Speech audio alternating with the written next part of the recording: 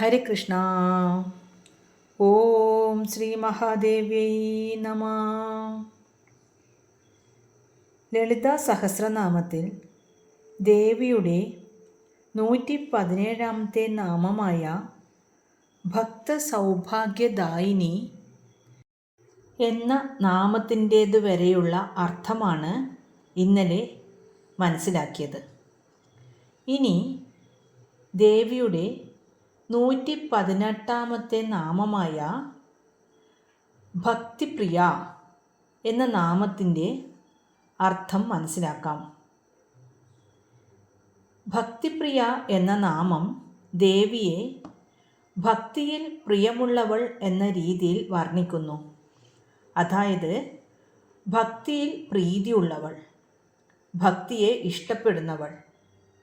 ഭക്തൻ്റെ ഹൃദയത്തിലെ ആത്മാർത്ഥമായ ഭക്തിയാണ് ദേവിക്ക് ഏറ്റവും പ്രിയപ്പെട്ടത്. ധ്യാനമോ കർമ്മകാണ്ഡങ്ങളോ പോലുള്ള ദുഷ്കരമായ വഴികളേക്കാൾ സ്നേഹവും സമർപ്പണവും നിറഞ്ഞ ഭക്തിയിലൂടെ ദേവിയെ എളുപ്പത്തിൽ പ്രാപിക്കാൻ കഴിയും.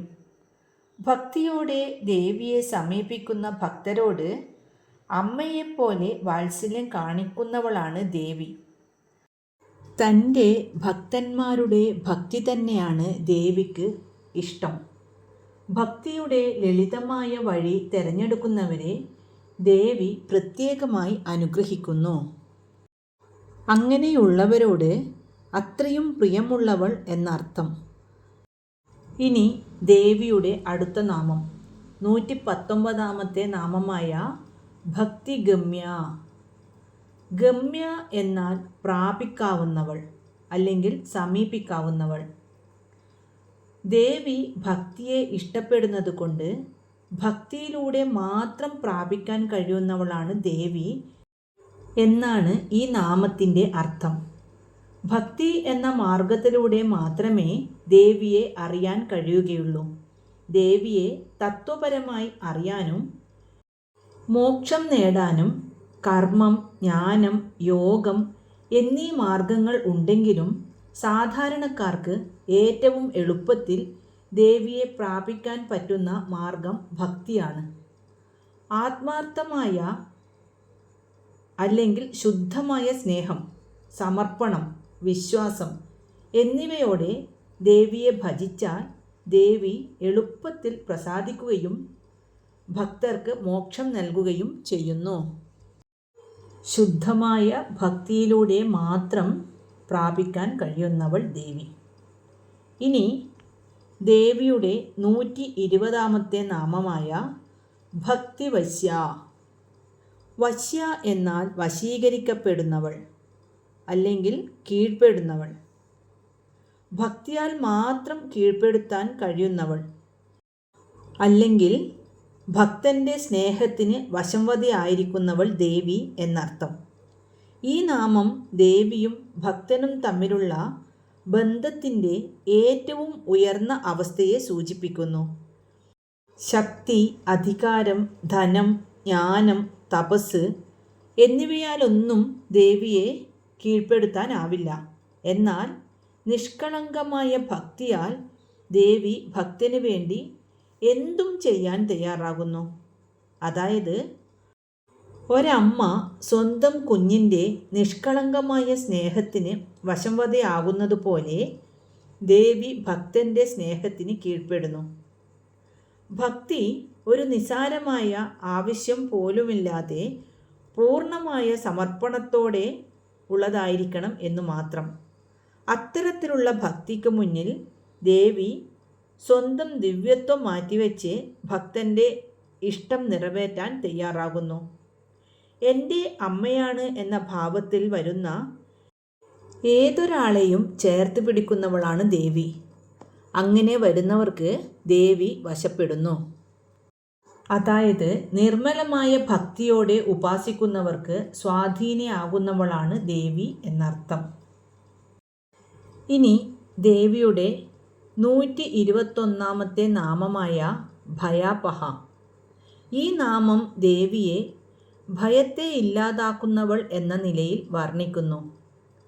ഭയം പ്ലസ് അപഹ. അപഹ എന്നാൽ ഇല്ലാതാക്കുന്നവൾ. ഭീതിയെ അകറ്റുന്നവൾ ദേവി എന്നർത്ഥം. ജീവിതത്തിലെ എല്ലാ ദുരിതങ്ങൾക്കും ആശങ്കകൾക്കും, അതായത് ജനന മരണ ചക്രം, രോഗങ്ങൾ, സാമ്പത്തിക പ്രശ്നം, ശത്രുക്കൾ, ഇങ്ങനെയൊക്കെയുള്ള എല്ലാ ആശങ്കകൾക്കും കാരണം അടിസ്ഥാനപരമായി ഭയമാണ്. ഈ ഭയത്തെ ദേവി പൂർണ്ണമായി നീക്കം ചെയ്യുന്നു. ദേവിയുടെ പാദങ്ങളിൽ അഭയം തേടുന്ന ഭക്തർക്ക് ലോകത്തിലുള്ള ഒന്നിനെക്കുറിച്ചും ഭയപ്പെടേണ്ടതില്ല. എല്ലാ ഭയത്തിൻ്റെയും കാരണം അജ്ഞതയാണ്. ദേവി തൻ്റെ ജ്ഞാനമാകുന്ന വെളിച്ചത്താൽ ഈ അജ്ഞതയെ ഇല്ലാതാക്കി ഭക്തന് ധൈര്യവും ആത്മവിശ്വാസവും നൽകുന്നു. അതായത് ഭക്തന് ബ്രഹ്മാനന്ദം നൽകി അവനെ ഭയത്തിൽ നിന്നും മുക്തനാക്കുന്നു എന്നാണ് ഈ നാമം കൊണ്ട് ഉദ്ദേശിക്കുന്നത്. ഇനി ദേവിയുടെ അടുത്ത നാമം 122 നാമമായ ശാംഭവി. ഈ നാമം ശിവനുമായി, അതായത് ശംഭു എന്നാൽ ശിവൻ എന്നാണല്ലോ അർത്ഥം. അങ്ങനെ ശിവനുമായി ബന്ധമുള്ളവൾ എന്ന നിലയിലും ആനന്ദം നൽകുന്നവൾ എന്ന നിലയിലും ദേവിയെ വർണ്ണിക്കുന്നു. ഇതിനു മുന്നേ പറഞ്ഞ നാമം ഭയാപഹ എന്നായിരുന്നല്ലോ. ആ നാമത്തിൻ്റെ അർത്ഥം ഭയമില്ലാതാക്കുന്നവൾ എന്നാണല്ലോ. അപ്പോൾ ഭയം അകന്നു കഴിഞ്ഞാൽ പിന്നെ നമുക്ക് ലഭിക്കുന്നത് എന്താണ്? അത് ആനന്ദമല്ലേ? അങ്ങനെ ആനന്ദം ലഭിക്കുന്ന അവസ്ഥ. ശമം എന്ന വാക്കിന് ശാന്തത, സമാധാനം എന്നൊക്കെയാണ് അർത്ഥം. അപ്പോൾ ശംഭവത്തിൽ നിന്ന് ഉത്ഭവിച്ചവൾ, അതായത് ആനന്ദത്തിൽ നിന്ന് ഉത്ഭവിച്ചവൾ. മാത്രമല്ല ശാംഭവി മുദ്രയെയും ഈ നാമം സൂചിപ്പിക്കുന്നു. ഈ മുദ്രയിൽ ധ്യാനിക്കുന്ന ആൾ കണ്ണുകൾ അടച്ചതുപോലെ ഇരിക്കുകയും പുരികങ്ങൾക്കിടയിലുള്ള സ്ഥാനത്തേക്ക്, അതായത് ആജ്ഞാചക്രത്തിലേക്ക് ശ്രദ്ധ കേന്ദ്രീകരിക്കുകയും ചെയ്യുന്നു. ഇങ്ങനെയുള്ള സാധന വഴി പ്രാപിക്കാൻ കഴിയുന്ന ശക്തിയാണ് ശാംഭവി ദേവി. അപ്പോൾ ഈ നാമത്തിന് 2-3 അർത്ഥങ്ങൾ കാണുന്നുണ്ട്. ഒന്ന് ശംഭുവിൻ്റെ പത്നി, മറ്റൊന്ന് ശാംഭവി മുദ്രയിലൂടെ പ്രാപിക്കാൻ കഴിയുന്നവൾ, കൂടാതെ ഭക്തർക്ക് ആനന്ദം നൽകുന്നവൾ. ഈ നാമം ശിവനും ശക്തിയും ഒന്നാണ്, അതായത് ശിവശക്തി ഐക്യത്തെ സൂചിപ്പിക്കുന്നു. ദേവിയെ ആരാധിക്കുമ്പോൾ ശിവൻ്റെ അനുഗ്രഹവും ലഭിക്കുന്നു. മാത്രമല്ല ശാംഭവി മുദ്ര കുണ്ഡലിനി ശക്തിയെ ഉണർത്തുന്നതിനും ആത്മീയമായ ഉന്നതി നേടുന്നതിനും സഹായകമാണ്. ഈ ഉന്നതമായ അവസ്ഥയിലേക്ക് നയിക്കുന്നവളാണ് ദേവി എന്നർത്ഥം. ഇനി ദേവിയുടെ അടുത്ത നാമം 123 നാമമായ ശാരദാരാധ്യ. ഈ നാമം ദേവിയെ ശാരദയാൽ ആരാധിക്കപ്പെടുന്നവൾ എന്ന നിലയിൽ വർണ്ണിക്കുന്നു. ഇത് ലളിതാദേവിയുടെ മഹത്വത്തെയും പരമാധികാരത്തെയും സൂചിപ്പിക്കുന്നു. ശാരദ എന്നത് സരസ്വതി ദേവിയുടെ നാമമാണ്. ജ്ഞാനം, അതായത് അറിവിൻ്റെയും സംഗീതത്തിൻ്റെയും ദേവിയാണല്ലോ സരസ്വതി ദേവി. ശരത്കാലവുമായി ബന്ധപ്പെട്ട ദേവിയാൽ ആരാധിക്കപ്പെടുന്നവൾ. അപ്പോൾ സരസ്വതി ദേവിയാൽ പോലും ആരാധിക്കപ്പെടുന്നവളാണ് ലളിത പരമേശ്വരി ദേവി. ഈ നാമത്തിലൂടെ ദേവിയാണ് മറ്റെല്ലാ ദേവതകൾക്കും ജ്ഞാനദേവതയായ സരസ്വതി ദേവിക്ക് പോലും ആരാധ്യയായ പരമമായ ശക്തി എന്ന് സ്ഥാപിക്കുന്നു. സരസ്വതി ദേവിയുടെ ജ്ഞാനം പോലും ലളിതാദേവിയിൽ നിന്നാണ് ഉത്ഭവിക്കുന്നത്. അതിനാൽ സരസ്വതിയുടെ അനുഗ്രഹം ലഭിക്കണമെങ്കിൽ പോലും ലളിതാദേവിയെ ആരാധിക്കണം എന്ന് പറയുന്നു. ശരത്കാലത്തെ സംബന്ധിക്കുന്നത് ശാരദം. ചിങ്ങം കന്നി മാസങ്ങളാണ് ശരത്കാലം. ദേവി പ്രധാനമായ നവരാത്രി പൂജ ശരത്കാലത്താണ്. ആ ശരത്കാലത്ത് നവരാത്രി പൂജയ്ക്ക് പ്രത്യേകതയുണ്ട്. അങ്ങനെയാകുമ്പോൾ ദേവി ശാരദാരാധ്യ തന്നെ. ഇനി ദേവിയുടെ 124 നാമം ശർവാണി.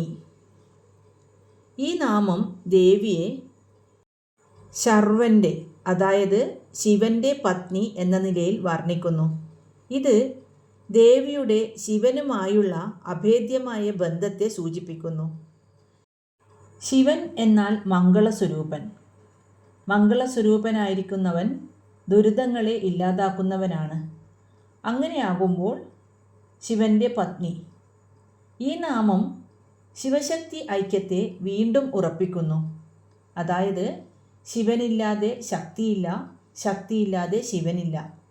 ശർവൻ ദുരിതങ്ങളെ നശിപ്പിക്കുന്നത് പോലെ ശർവാണി ദേവി ഭക്തരുടെ എല്ലാ പ്രശ്നങ്ങളെയും ദുരിതങ്ങളെയും ഇല്ലാതാക്കുന്നു. അപ്പോൾ ശർവാണി എന്നാൽ ഭക്തർക്ക് ദുഃഖത്തിൽ നിന്നും മോചനം നൽകുന്നവൾ എന്നർത്ഥം. ഇനി ദേവിയുടെ 125 നാമം ശർമ്മദായിനി. ഈ നാമം ദേവിയെ സുഖവും ആനന്ദവും നൽകുന്നവൾ എന്ന നിലയിൽ വർണ്ണിക്കുന്നു. ശർവാണി എന്ന നാമം ദുരിതങ്ങളെ നശിപ്പിക്കുന്നവൾ. അപ്പോൾ ആ നാമത്തിൻ്റെ ഫലമായി ലഭിക്കുന്ന അവസ്ഥയാണ് ശർമ്മദായിനി. അതായത് ദുരിതങ്ങൾ മാറുമ്പോഴാണല്ലോ സുഖം ലഭിക്കുന്നത്. ശർമ്മം എന്നാൽ സുഖം, സന്തോഷം, ആനന്ദം എന്നൊക്കെയാണ് അർത്ഥം. ദായിനി നൽകുന്നവൾ. ഭവാരണ്യം, ഭയം, ദുരിതം എന്നിവയെല്ലാം നീക്കിയ ശേഷം ദേവി ഭക്തന് നൽകുന്ന പരമമായ അനുഗ്രഹമാണ് ശർമ്മം. ഭക്തിയിലിരിക്കുന്നവർക്ക് എപ്പോഴും സുഖമാണല്ലോ ഉണ്ടാവുന്നത്. അവരെ ഈ ലോകത്തിലുള്ള യാതൊരു യാതനകളും അലട്ടുകയില്ല. അപ്പോൾ ഭക്തിയിലിരിക്കുന്നവർക്ക് സുഖത്തെ ദാനം ചെയ്യുന്നവൾ. അതായത് ഭക്തിമാർഗം സ്വീകരിക്കുന്നവർക്ക് സൗഭാഗ്യവും ഭയമില്ലാത്ത അവസ്ഥയും ഒടുവിൽ സുഖവും ആനന്ദവും നൽകുന്നവൾ ദേവി എന്നർത്ഥം. ഇനി നമുക്ക് ഇന്നു പഠിച്ച നാമങ്ങൾ ഒന്ന് ചൊല്ലി നോക്കാം.